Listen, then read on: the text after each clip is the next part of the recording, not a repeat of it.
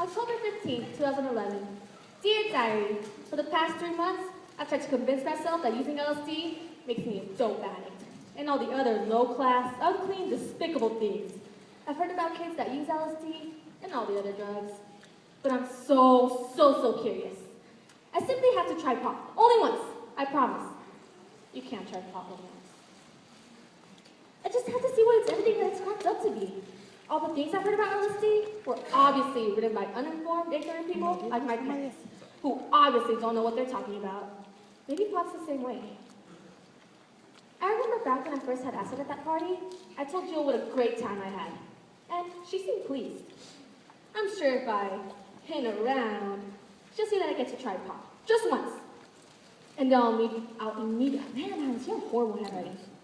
Then I'll immediately go home and forget the whole drug setup. But it's nice to be informed and know what things are really like. Of course, I wouldn't want anyone to know I've really been using them. And I guess I better go get one of those little fishing, tackly type little boxes to lock you into a good padlock. I can't take any chance on anyone reading you, especially not now. In fact, I better take you with me even to the library to look up something about drugs. Thank goodness for the catalog section. I wouldn't dare ask anyone. In other news, turns out Roger got arrested after the police raided his house. Hopefully I never get into that big of trouble with drugs. I mean, I lost my spot. Anyways, things with Bill have progressed greatly. We're not an exclusive couple, but we've definitely fooled around. Fooled around. I mean, the greatest thing ever happened. Bill introduced me to torpedoes on Friday and heroin on Sunday. They're both like riding shooting stars, only a million trillion times better.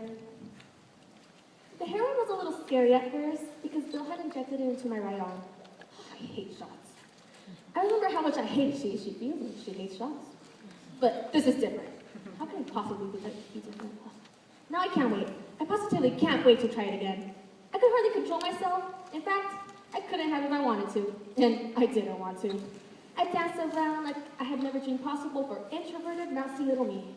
I felt like a great, free, abandoned, a different, improved, perfected specimen of a different, improved, perfected species. It was wild. It was beautiful. It really was.